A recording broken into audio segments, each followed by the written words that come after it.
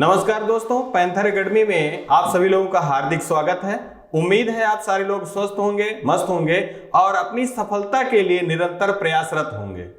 दोस्तों, आज की सीरीज प्रारंभ करने से पहले 2 लाइन मोटिवेशनल कोट से आपसे जोड़ना चाहेंगे। जो सक्सेस है, सबसे बड़ी खास बात यह होती है कि वो मेहनत करने वालों पर फिदा होती है।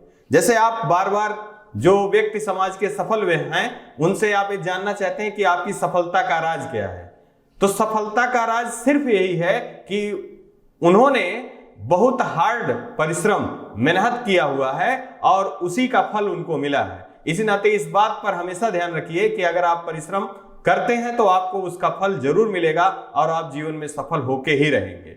आइए इस सेशन की शुरुआत करते हैं और देखते हैं इस सेशन का पहला क्वेश्चन। पहला क्वेश्चन है, हाल ही में चर्चा में रहा संडे स्ट्रीट मैराथन की शुरुआत किसने किया? यहां पर दिया गया है Sunday street marathon. Sunday street marathon की शुरुआत किसने किया?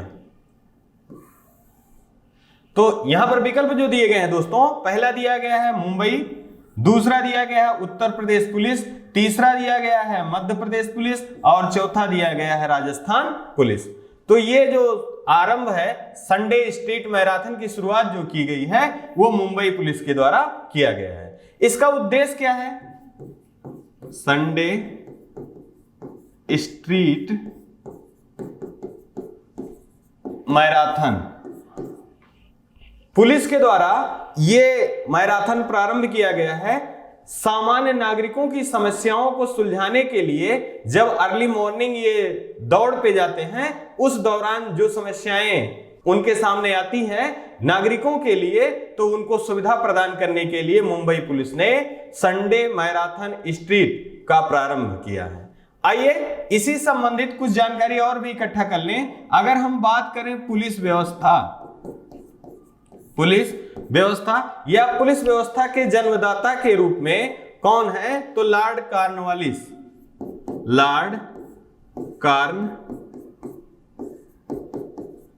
कॉर्नवालिस को पुलिस व्यवस्था का जन्मदाता कहा जाता है। आइए अगला क्वेश्चन देखें। अगला क्वेश्चन है, हाल ही में किस राज्य में आदि बाजार आदिवासी संस्कृति और व्यंजनों की भाषा का उत्सव का उद्घाटन किया गया? अब यहां पर आपके विकल्प जो दिए गए हैं, पहला दिया गया उत्तर प्रदेश, दूसरा दिया गया छत्तीसगढ़, तीसरा दिया गया गुजरात और चौथा दिया गया है महाराष्ट्र। तो यहां पर जो सही आंसर आपका होगा दोस्तों, वह आपका होगा गुजरात। अब यहां है क्या? आदि बाजार आदिवासी संस्कृति। तो यहां हमको यह ध्यान रखना है कि आदिवासी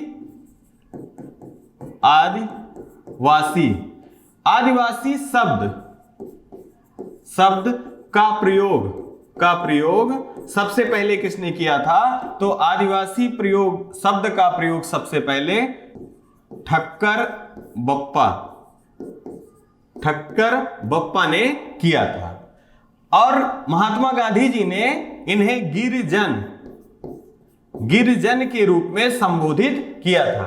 गिर का आशय यहां पहाड़ से है और जन का आशय ऐसे लोग जो पहाड़ों पर निवास करते हैं, इससे संबंधित है। यहीं पे कुछ हम अगर जनगणना के आधार पर अगर आदिवासियों से संबंधित कुछ जानकारी इकट्ठा करें तो ये हमारे परीक्षाओं के लिए और भी महत्वपूर्ण होगा। जैसे भारत की कुल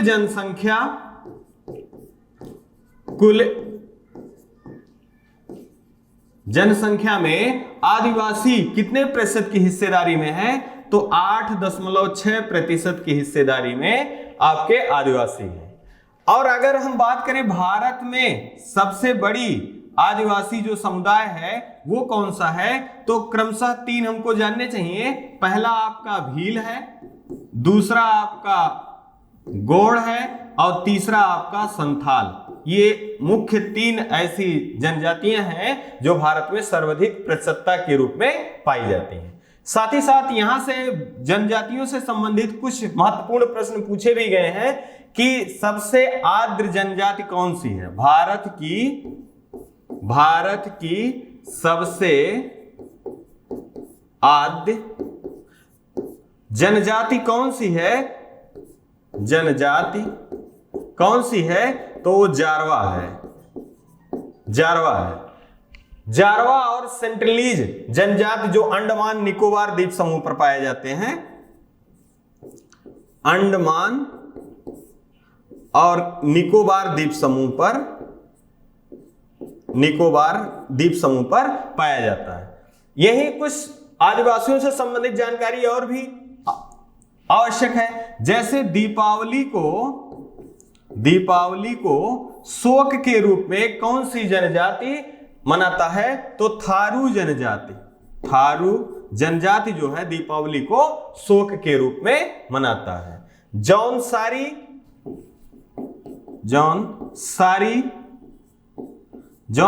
जनजाति बहुपतित प्रथा का पालन करते हैं। आइए अगला क्वेश्चन देखें। अगला क्वेश्चन देखने से पहले आप विगत परीक्षाओं के प्रश्न पत्र को जब देखते हैं तो इतिहास से संबंधित कुछ महत्वपूर्ण शासक और उनके अभिलेख पूछे गए हैं। यह स्टैटिक जीके के रूप में आपको करंट अफेयर के साथ आपको बताया जा रहा है।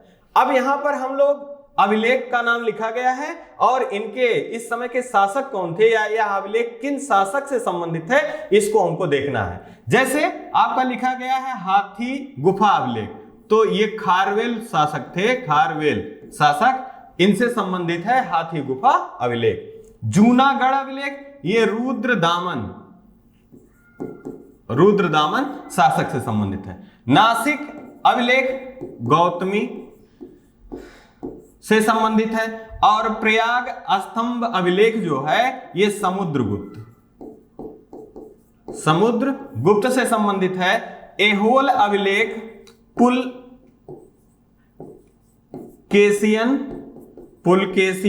द्वितीय से संबंधित है और मंदसौर अभिलेख यशोवर्मन से संबंधित है। और ग्वालियर अभिलेख जो है, ग्वालियर अभिलेख आपका भोजराज से संबंधित है। और देवपाड़ा अभिलेख विजयसेन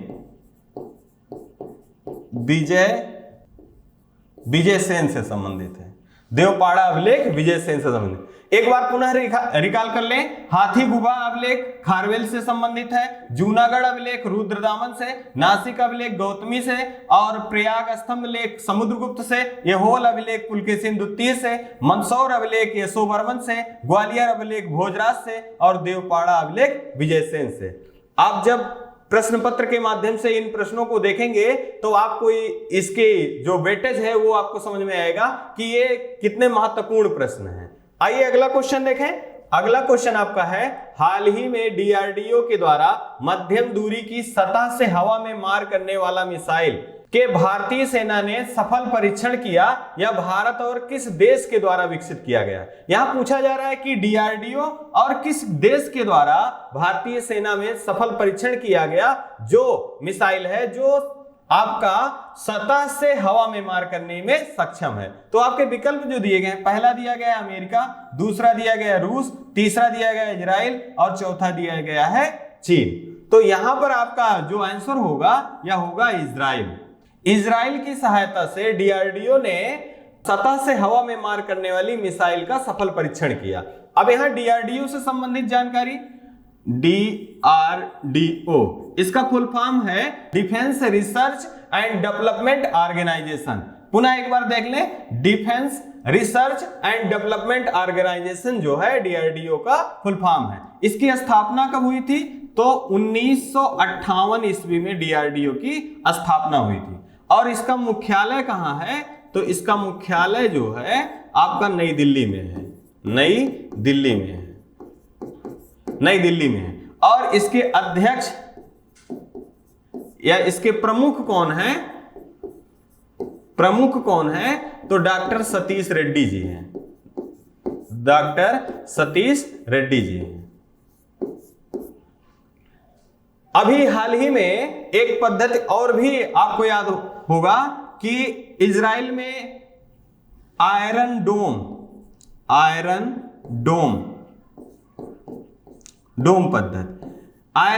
पद्धति का उपयोग कौन कर रहा है? तो इजराइल कर रहा है। और इसी आयरन डोम पद्धति को भारत में इंद्रजाल के नाम से जाना जाता है। इंद्रजाल के नाम से जाना जाता है। अब यहां अगर हम बात कर लें इजराइल से संबंधित, तो इजराइल की राजधानी जेरूसलम है और चीन की राजधानी जो है बीजिंग है और अमेरिका की राजधानी वाशिंगटन डीसी है। आइए अगला क्वेश्चन देखें। अब यहां पर स्टैटिक जीके के रूप में करंट से ही संबंधित क्वेश्चन कुछ दिया गया है, जैसे Time person of the year. बार बार प्रश्न पूछा जाता है कि Time person of the year कौन है, तो ये Time person of the year 2021 के सारे आपका दिया गया है डाटा। तो Time person of the year जो है ये एलन मस्क है, एलन मस्क है। अब ये 2021 का है तो हमको 2020 का भी जाना चाहिए, हो सकता है परीक्षाओं में 2020 का भी पूछ सकता है। तो जो बाइडेन और कमला हैरिस जो है वो 2020 में time person of the year थे। वर्ड ऑफ द ईयर, किस वर्ड को वर्ड ऑफ द ईयर के रूप में चिन्हित किया गया, तो ये ऑक्सफोर्ड डिक्शनरी के द्वारा, ऑक्सफोर्ड डिक्शनरी के द्वारा वैक्स शब्द को वर्ड ऑफ द ईयर के रूप में चुना गया। अब अगला क्वेश्चन आपका दिया कोलकाता की दुर्गा पूजा यूनेस्को के द्वारा भारत के 14वें अमूर्त विरासत के रूप में कोलकाता की दुर्गा पूजा को सम्मिलित किया गया। अब ये 14वां है, भारत का 14वां अमूर्त विरासत है, अमूर्त विरासत है और इसे चिन्हित किया है यूनेस्को ने। अब इसका मतलब इसके पहले जो 13 हुए थे तो पहला कौन सा था, सबसे पहला जो चुना गया था वो रामलीला था, रामलीला था। अब यहीं पे अगला एक बहुत इंपॉर्टेंट क्वेश्चन और भी दिया गया है कि PETA person of the year किसे नियुक्त किया गया या किसे चुना गया, तो आलिया भट्ट, आलिया भट्ट को PETA person of the year 2021 के रूप में चुना गया है। आइए अगला क्वेश्चन देखें। अगला क्वेश्चन है हाल ही में नाटो के महासचिव के रूप में किसे नियुक्त किया गया। यहां पर पूछा जा रहा है नाटो के संबंध में, तो यहां दोस्तों विकल्प जो दिए गए हैं, पहला जेम्स स्टोलेनबर्ग, दूसरा गैब्रियल बोरिक, तीसरा ओलाक स्कोब्ज और चौथा दिया गया है इनमें से कोई नहीं। इसका जो सही आंसर होगा आपका जेम्स स्टोलेनबर्ग। जेम्स स्टोलेनबर्ग को नाटो का अगला महासचिव के रूप में नियुक्त किया गया।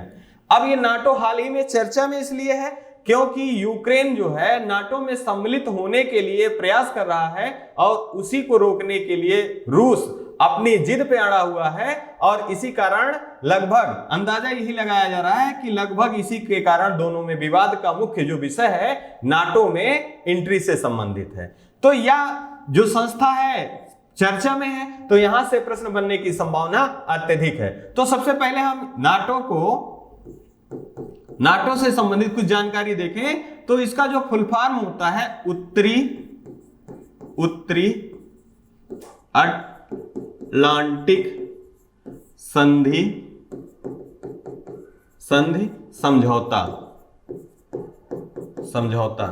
नाटो का फुल फॉर्म है उत्तरी अटलांटिक संधि समझौता, या इसी को बोलते हैं नॉर्थ अटलांटिक ट्रीटी ऑर्गेनाइजेशन। अब यहां पर अगर देखें कि इसकी स्थापना कब हुई थी, स्थापना कब हुआ था, तो इसका स्थापना 1949 ईस्वी में हुआ था, 1949 ईस्वी में। इसका मुख्यालय कहां है, मुख्यालय कहां है, तो इसका मुख्यालय बेल्जियम की राजधानी ब्रुसेल्स में है।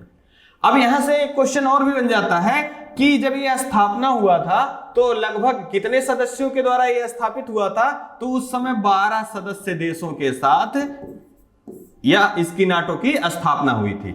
और एक बात कि इस समय प्रेजेंट समय में कितने सदस्य देश हैं, तो इस समय नाटो में सदस्य देशों की संख्या जो है दोस्तों वह 30 है। अब आपसे क्वेश्चन यहां भी पूछा जा सकता है कि हाल फिलहाल के दिनों में नाटो में सम्मिलित होने वाले कोई देश हैं, तो हाँ ये जानना चाहिए, 2 देश हैं। एक 2017 में मॉन्टीनिग्रो देश शामिल हुआ और मैसीडोनिया, मैसीडोनिया, उत्तरी मैसीडोनिया, ये नाटो में सम्मिलित होने वाले 2 देश हैं। और यहीं पे अगर हम देखें तो ओलाफ स्कोब्ज जो है ये जर्मनी के चांसलर के रूप में इनको नियुक्त किया गया है। आइए अगला क्वेश्चन देखें। अगला है प्रधानमंत्री गरीब कल्याण योजना को कब तक के लिए हाल ही में विस्तारित कर दिया गया। मतलब दोस्तों इस क्वेश्चन का आशय यह है कि जो गरीब कल्याण योजना भारत सरकार की महत्वाकांक्षी योजनाओं में जो एक है, ये कब तक के लिए और बढ़ा दिया गया है। तो विकल्प आपका दिया गया है सितंबर 2022, अक्टूबर 2022, नवंबर 2022 और दिसंबर 2022। तो यहां जो सही आंसर आपका होगा यह होगा आपका सितंबर 2022। सितंबर 2022 को गरीब कल्याण योजना को सितंबर 2022 तक के लिए बढ़ा दिया गया है। अब यहां से महत्वपूर्ण प्रश्न बनने की संभावना, पहला कि गरीब कल्याण योजना प्रारंभ कब हुआ। तो यह प्रारंभ हुआ था 2020 में, और 2020 में कोविड-19 के दौरान इस योजना को प्रारंभ किया गया था। दोस्तों इस योजना का उद्देश्य क्या है। तो इस योजना का उद्देश्य है जो समाज के पिछले तबके के लोग हैं उन तक 5 केजी अनाज मुफ्त मुहैया कराना, ये इसका उद्देश्य है। अब कुछ अन्य भी जो भारत सरकार की महत्वाकांक्षी योजनाओं में कुछ योजनाएं हैं, यहां से योजनाओं से ही प्रश्न लगातार बने हैं। तो कुछ योजनाएं हैं उनको हमको ध्यान में रखना चाहिए, जैसे किसान सम्मान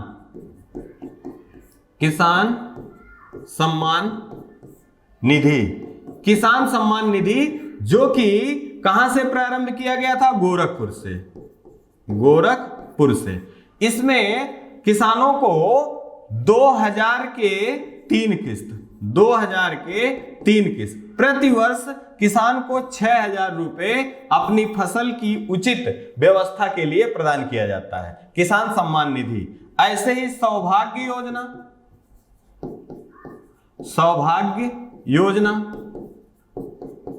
जो कि सभी गांवों तक बिजली को पहुंचाना इसका उद्देश्य था, 2017 में प्रारंभ किया गया। ऐसे ही बेटी बचाओ बेटी पढ़ाओ योजना हरियाणा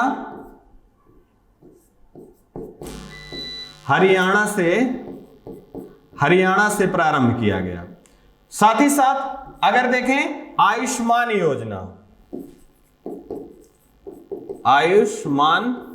योजना जो कि विश्व की सबसे बड़ी स्वास्थ्य योजना है, इसका आरंभ झारखंड के रांची से किया गया। और ऐसे ही उज्ज्वला योजना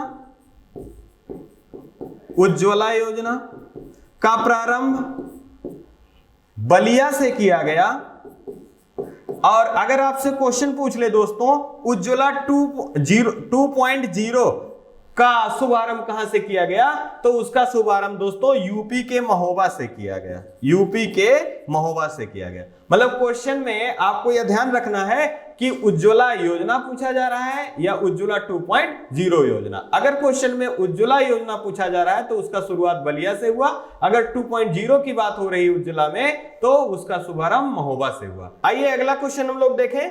और अगला क्वेश्चन देखने से पहले आप लोग इस जो सीरीज चल रही है इस सीरीज से जुड़े रहिए, शुरू से लेकर अंतिम तक आप इस सीरीज को देखिए। आपका करंट अफेयर के साथ साथ स्टैटिक जीके भी तैयार हो जाएगा, ये विश्वास रखिए। मंजिल से आगे बढ़कर मंजिल की तलाश कर, गर मिल जाए दरिया तो समुंदर की तलाश कर, टूट जाता है शीशा पत्थर की चोट से, टूट जाए पत्थर ऐसा शीशा तलाश कर। इसी उम्मीद के साथ आप लोग निरंतर प्रयास करते रहिए, सफलता आपको जरूर मिलेगी। आइए अगला क्वेश्चन जो छठा है दिया गया है, हाल ही में विश्व बैंक द्वारा किसे पहला वन्यजीव बांड संरक्षण के लिए जारी किया गया।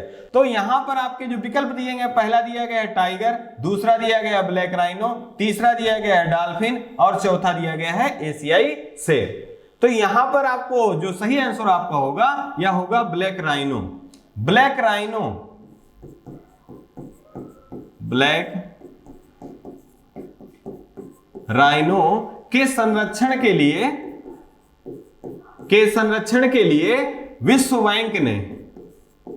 विश्व बैंक ने एक बांड जारी किया है और उस बांड के माध्यम से ब्लैक राइनो को संरक्षण प्रदान किया जाएगा।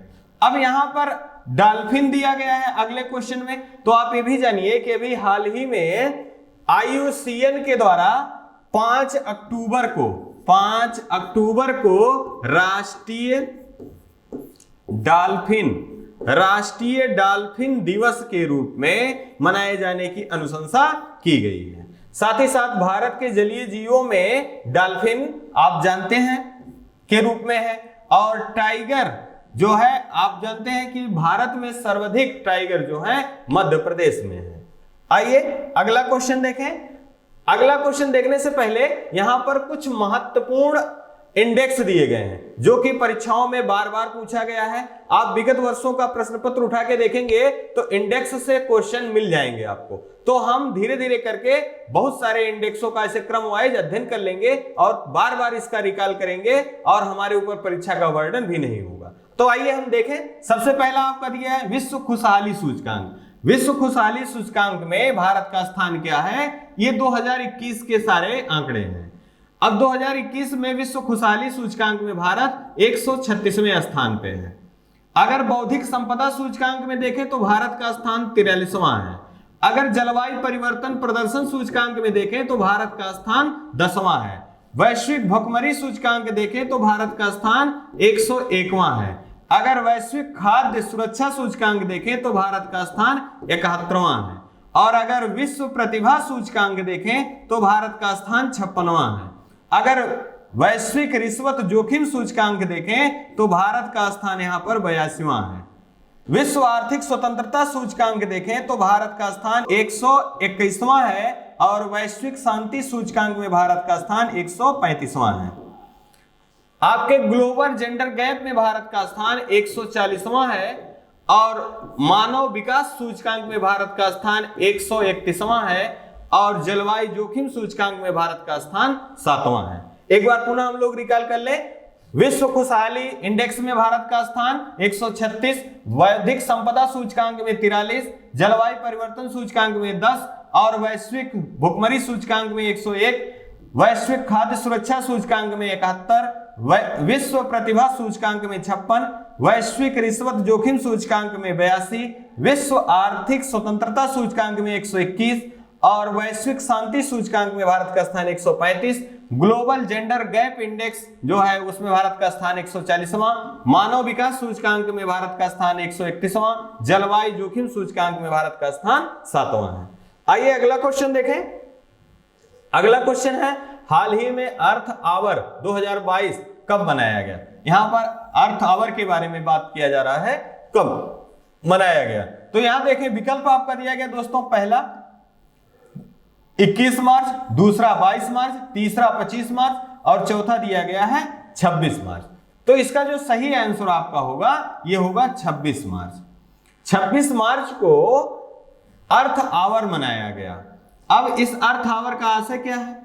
सबसे पहले यहां हमें जाने कि सबसे पहला अर्थ आवर कब मनाया गया था। तो इस सबसे पहला अर्थ आवर जो है 2007 में सिडनी में मनाया गया था। ये ऑस्ट्रेलिया में है, ऑस्ट्रेलिया। ये अर्थ आवर क्यों मनाया जाता है? तो बिजली की बचत या पर्यावरण प्रदूषण को रोकने के लिए प्रत्येक वर्ष मार्च माह के अंतिम शनिवार को अर्थ आवर के रूप में मनाया जाता है। अब की बार 26 मार्च को 8:30 बजे से 9:30 बजे तक रात्रि में 1 घंटे के लिए अपने घरों का जो विद्युत उपकरण है या विद्युत का उपयोग बंद करके अर्थ आवर के रूप में मनाया गया। यहीं पे कुछ महत्वपूर्ण दिवस और भी दिए गए हैं, जैसे 21 मार्च को अंतरराष्ट्रीय अंतरराष्ट्रीय वन दिवस, कविता दिवस, कविता दिवस, विश्व मुख दिवस, विश्व मुख दिवस के रूप में मनाया जाता है। साथ ही साथ 22 मार्च को विश्व जल दिवस, विश्व जल दिवस के रूप में मनाया जाता है।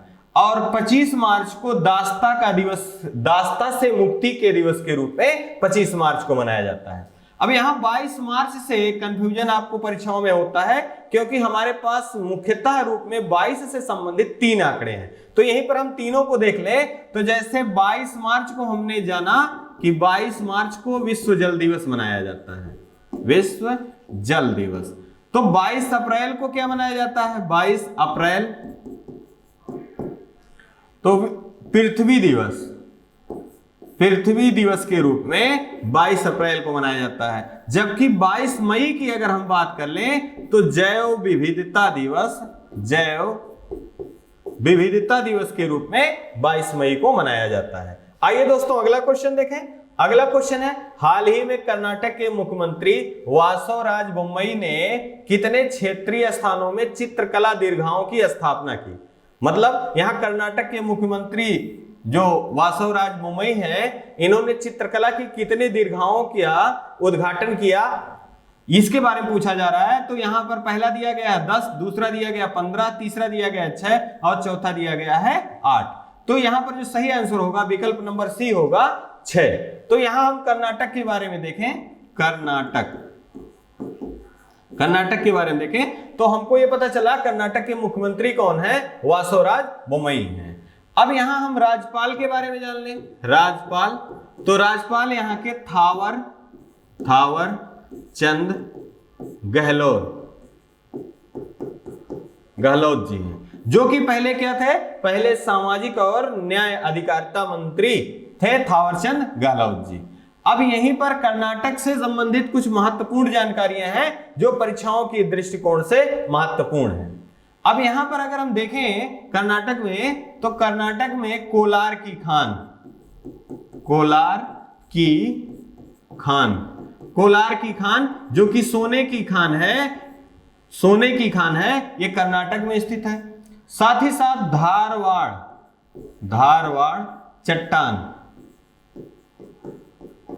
चट्टान जो कि खनिजों के लिए प्रसिद्ध है, वो कहां स्थित है? कर्नाटक में स्थित है।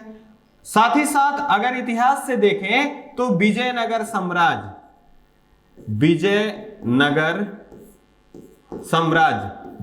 साम्राज्य के बारे में बात करें तो यह भी कर्नाटक राज्य में स्थित था और इसकी स्थापना हरिहर और बुक्का नामक 2 भाइयों ने किया था। यह किस नदी के तट पर था? तो तुंगभद्रा नदी के तट पर विजयनगर साम्राज्य बसा हुआ था। साथ ही साथ अगर हम कर्नाटक में राष्ट्रीय उद्यानों की बात करें तो केंद्रमुख राष्ट्रीय उद्यान,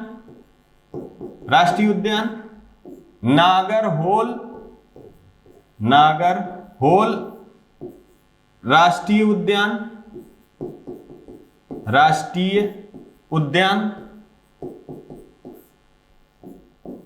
बंसी नेशनल पार्क। साथ ही साथ आपके अगर कर्नाटक से देखें तो अभी हाल ही में एक ऐप का उद्घाटन किया गया, दिशांक। आपसे परीक्षा में पूछ लिया जाएगा दिशांक ऐप का संबंध किससे है? तो ये कर्नाटक राज्य से है और इस दिशांक ऐप के द्वारा जो जमीन का वास्तविक मालिक है या जमीन का जो असली हकदार है उसकी जानकारी या जमीन की सारी जानकारी जो है वो दिशांक ऐप के द्वारा प्रस्तुत की जाती है। आइए अगला क्वेश्चन देखें। अगला क्वेश्चन आपका है, हाल ही में पाक जल डमरू मध्य में तैरने वाली सबसे कम उम्र की महिला तैराक कौन बन गई है? यहां पर पाक जल डमरू मध्य से क्वेश्चन पूछा जा रहा है कि पाक जल डमरू मध्य को पार करने वाली सबसे कम उम्र की महिला तैराक कौन है? तो विकल्प आपका पहला दिया गया माना पटेल, दूसरा दिया गया जिया राय, तीसरा दिया गया है आयशा अजीज, चौथा दिया गया है सोनाली सिंह। तो इसका जो सही आंसर होगा आपका GR आई होगा।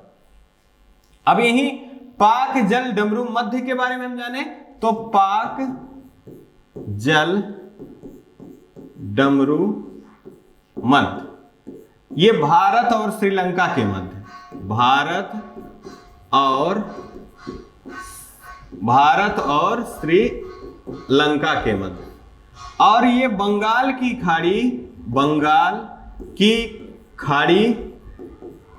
खाड़ी को मन्नार की खाड़ी से जोड़ता है, मन्नार की खाड़ी से जोड़ता है। साथ ही साथ अब यहां पर आपको बात हो रहा है कि सबसे कम उम्र की जो तैराक हैं GR आई के बारे में, तो यहां से संबंधित कुछ प्रश्न और भी देख लीजिए। जैसे आपका आयशा अजीज दिया गया है, तो आयशा अजीज भारत की सबसे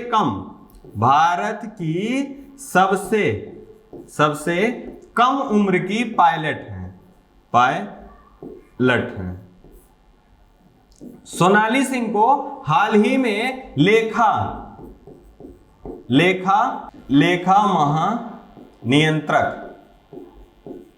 नियंत्रक के रूप में नियुक्त किया गया। लेकिन यहां पर दोस्तों ध्यान ये रखना है कि ये कैग नहीं है, ये लेखा महानियंत्रक है। और अगर बात कर ले कैग की, भारत के कैग CAG कौन है, तो गिरीश चंद्र मुर्मू जी हैं, गिरीश चंद्र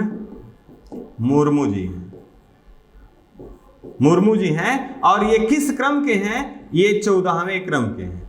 अब यहीं पर कुछ महत्वपूर्ण महिलाएं जिनको पहली बार उस संस्था का हेड बनाया गया है, वहां से भी प्रश्न बनने की संभावना है। तो हम क्विक रिवीजन के रूप में देख लें। जैसे अगर हम बात करें सेबी की पहली महिला अध्यक्ष, तो माधुरीपुरी बुच जी को बनाया गया। अगर हम बात करें ONGC की, तो अलका मित्तल जी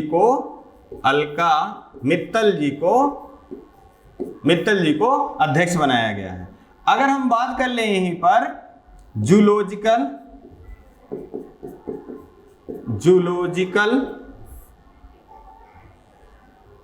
जूलॉजिकल सर्वे ऑफ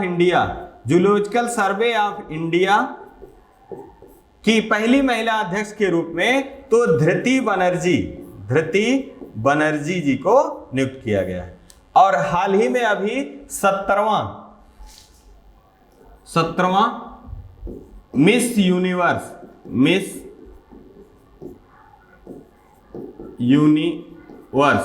का खिताब किसने जीता, तो हरनाज संधू जो कि चंडीगढ़ की हैं। यहां से ये आपको क्वेश्चन इन सारे को ध्यान रखना है। अब ये जो हरनाज संधू जी हैं, ये 17वीं मिस यूनिवर्स हैं। तो भारत के परिप्रेक्ष्य में क्या भारत में इससे पहले मिस यूनिवर्स हुई थी? तो हाँ, तो पहला जो था वो सुष्मिता सेन और दूसरा जो था वो लारा दत्ता और तीसरी कौन है, हरनाज संधू। आइए अगला क्वेश्चन देखें। अगला क्वेश्चन है, हाल ही में रिकॉर्ड किया गया पृथ्वी पर सबसे गर्म स्थान कौन सा है? मतलब यहां पर हाल ही के दिनों में जो रिकॉर्ड किया गया पृथ्वी पर सबसे गर्म स्थान कौन सा है, ये पूछा जा रहा है। तो आपका ऑप्शन दिया गया, पहला राजस्थान, दूसरा कुवैत, तीसरा ईरान और चौथा दिया गया है दिल्ली। तो इसका सही आंसर जो होगा वो कुवैत होगा।